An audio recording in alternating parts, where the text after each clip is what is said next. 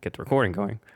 So now we're going to start with the New York Giants. Shout out to our friend Tyrone, resident Giant fan. I guess also our friend Derek too. Can't forget him.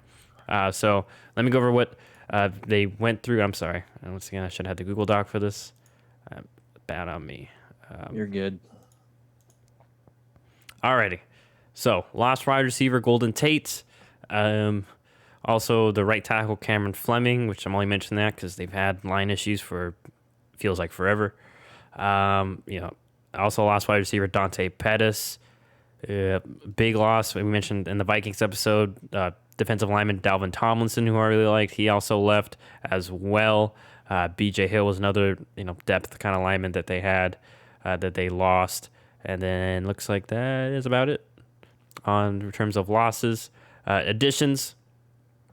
Oh, sorry, and they also cut Kevin Zeitler. That's another loss that they had, a guard, which is pretty big. But they brought in tight end Kyle Rudolph, which is now especially big since Evan Ingram might miss time at the time of this recording.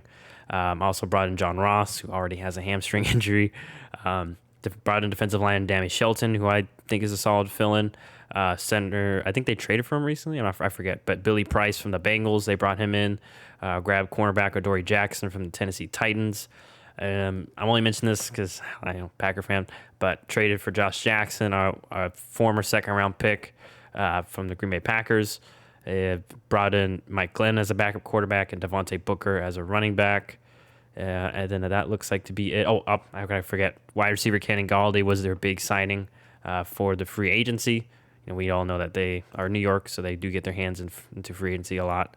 So, in terms of the draft, first round at 20, they initially, I think, had 10. They're in the teens, I forgot, but they traded back with the Bears. 12. Right? 12, because the Bears wanted to trade it. No, they were at 11. They were 11. Right after Dallas. Yeah, y'all were all in that scrum together. The Eagles were next. Round 1, pick 20, grab Kadarius Toney, who I believe has an injury right now, so he may have missed the beginning part of the season. I don't know his timeline. Then got in the second round a guy you liked, edge/linebacker Azeez Ojulari out of Georgia. And then in the third round picked up a cornerback I was kind of high on, Aaron Robinson out of UCF. So adding to that defensive back room. We all know Joe Judge, came from New England, so he's running that New England type defense. So having a lot of corners, versatile corners, is very key to them. So I'm going to throw it to you, John. How do you feel? This is a Giants team that almost made it to the playoffs last year, mainly just kind of like Washington because of their defense. So how do you feel about their offseason and how it'll impact the season going forward? Well, first off, the Kenny Gallaudet signing, I think, was a big one. So was Adoree Jackson. I think free agency is always it's a weird spot, right? Because I think a lot of guys get paid more than they should. And I think I said this because we made a video about them signing them. And I do think that both of those guys were overpaid. Now, that doesn't mean they're not good players. That doesn't mean that it wasn't a good signing. I just think that based on the market value that they probably were commanding and what they deserve, I have question marks, right? For example, Juju Smith-Schuster, he went on like a bargain deal to the Steelers, and I have to imagine that he didn't do that because he was so loyal. I just think that maybe the market wasn't fully there that he thought would be there, and so maybe he took a little bit less money, but I think it was like 1 year for $8 million. Yeah. Meanwhile, Kenny Gallaudet, I don't know the exact figure, but I think he's getting almost twice that. 1 second. And so I just based on their levels of production, I'm not entirely sure that there's that big of a difference between Kenny Gallaudet and Juju Smith-Schuster. And I think overall, if you probably took out, last year, which once again, last year, their defense was amazing. They had Chase Claypool breaking out. Deontay Johnson is solid. And Juju still had a pretty decent year. I think you could honestly make the argument that they're sort of like Juju might be better. Do you have the exact cap figure? So yes, 4 years, $72 million, $40 million guaranteed. Yeah, so that's a lot of money. That's almost getting up there to $20 million a year. So it's just right under that. And once again, I'm not sure that there's other receivers who he's getting paid way more than that he's that much better than. And also, I know it's weird, but for example, like Kevin Love, when he was in, Minnesota on the Timberwolves, right? He was on a really bad team and he stat stuffed a lot and he was putting up crazy numbers. with certain guys like Kenny Gallaudet, right? He was on a really bad team, except they had a good quarterback. And so Matthew Stafford maybe just relied on him a ton. And I'm not saying that Kenny Galladay is a bad player, right? But they're just every time there's a guy like that, there's just question marks of, okay, how good is he really? Especially when you're going from Matthew Stafford to Daniel Jones. Can he put up the level of production that they just paid him for? Because with that kind of money, I think he needs to do better than he has done. Especially last year, where he was hurt a lot of the year. He wasn't on the field for a large portion of time. When you pay a guy that much money, I would like to be a little more confident. But that rant overall, I think the Giants had a good offseason. I think if you take out the cap figure, right, and I think one reason that maybe they can pay those guys that much is they're not going to have to pay Daniel Jones like high-level quarterback money if they do keep him. Unless he has a Josh Allen, MVP level season last year, which I don't think anyone believes he's going to have. But if he were to have that sort of a year, then you got to pay him a ton. But even if he like gets better, I don't think people are expecting, his market value to go, 30 million or more. I think it'd be below that if they were to re-sign him. So that frees up money for other people. And like I said, if we take the cap figure out of it, I think they upgraded at receiver. I think they upgraded at corner.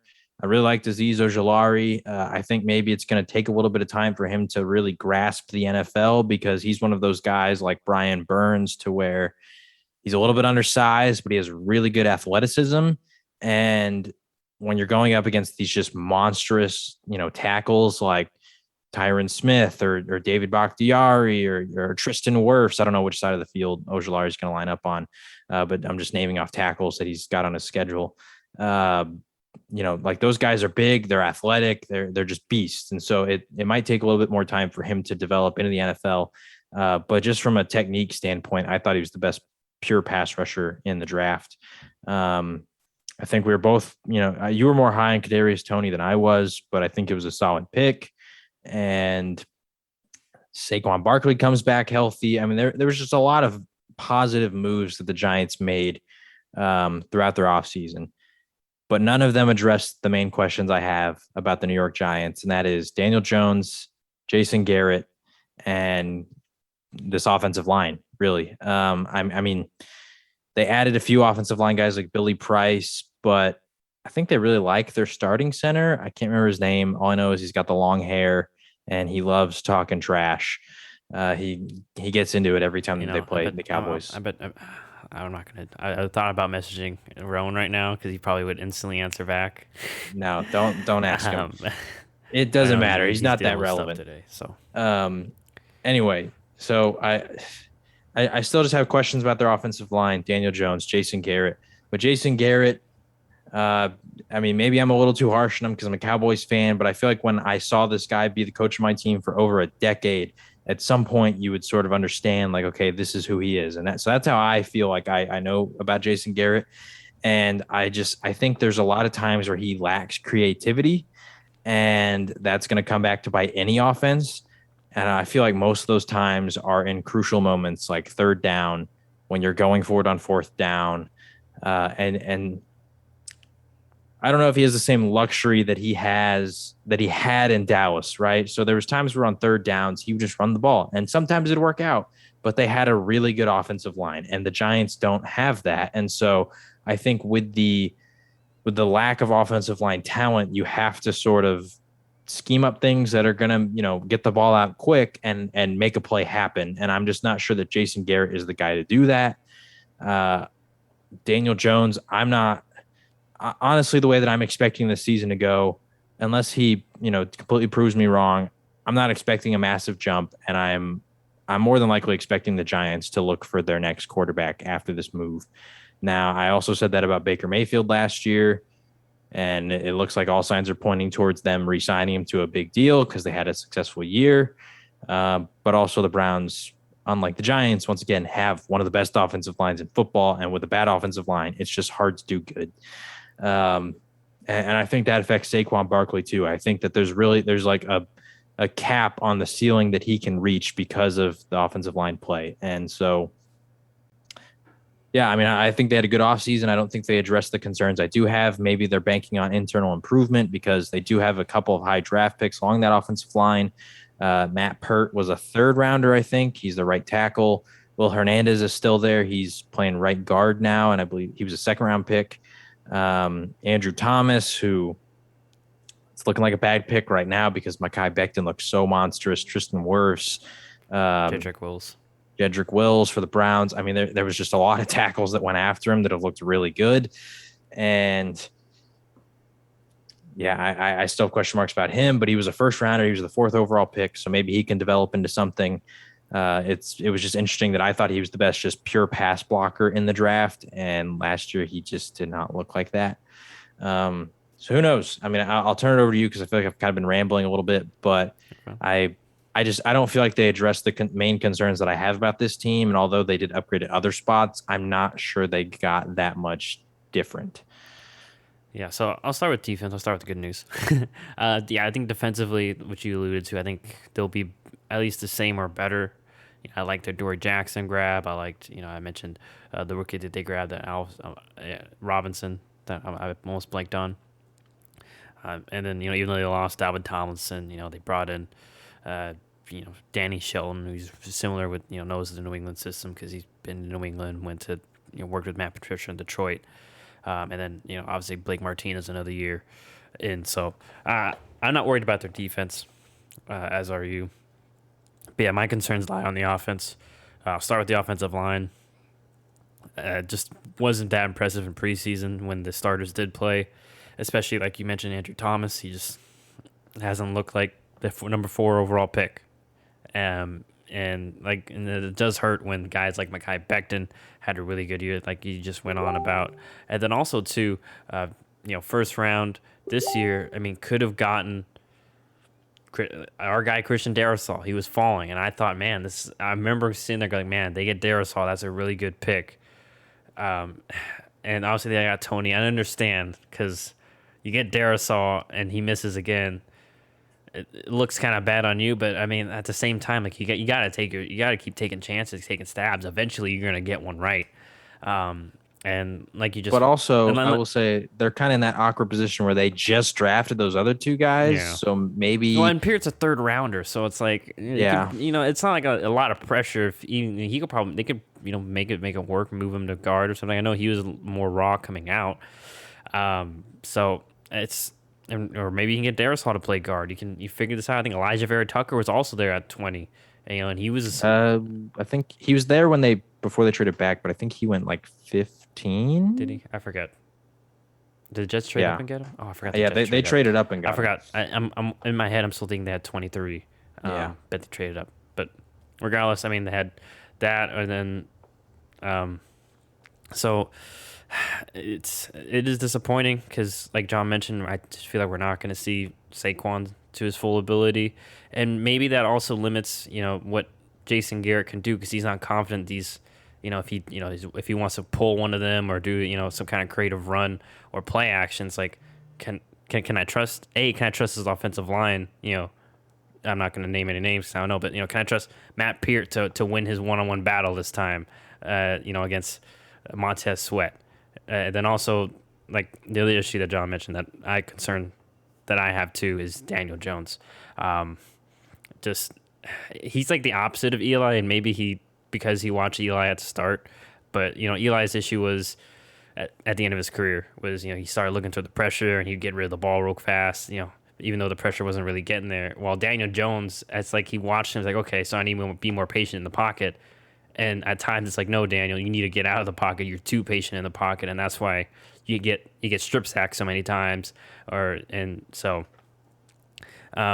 Yeah, hopefully he can improve on that. On that internal clock in his head, get out more because we've all seen he has the wheels to move, scramble, make just buy more time. He's got a solid arm, and like we mentioned, for a while now. He's got all the weapons. I mean, even though Evan Ingram's out, Kyle Rudolph's still a solid tight end. You have Saquon Barkley, one of the better backs in the league, and one of the better receiving rooms in the league. With like we just mentioned, Kenny Gallaudet, Sterling Shepard's still there. People forget Darius Slayton's there.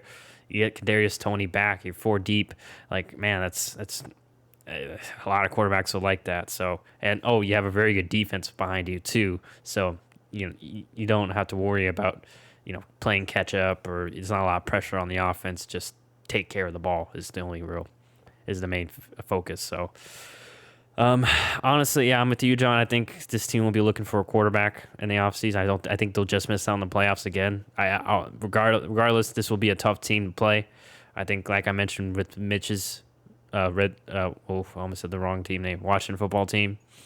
They're going to be on the opposite end, though. I think there'll be a lot of 17-20 games that they're just right there. But if they get the right quarterback, or if Daniel Jones does progress, they could be a real force. But I just want to reiterate one last thing. I remember reading the report. I forget where, but they were really banking on Justin Herbert to come out that year for Daniel Jones. He didn't. And I mean, not that it matters now, because everyone outside of Kyler Murray isn't looking too great in that quarterback class. But yeah, it's not looking like an amazing pick like it initially did. But like I said, can't fault them for that, because the other three quarterbacks after Kyler Murray aren't looking too hot either. So we'll see what the Giants can do, if they can address that, or if maybe they can surprise us. So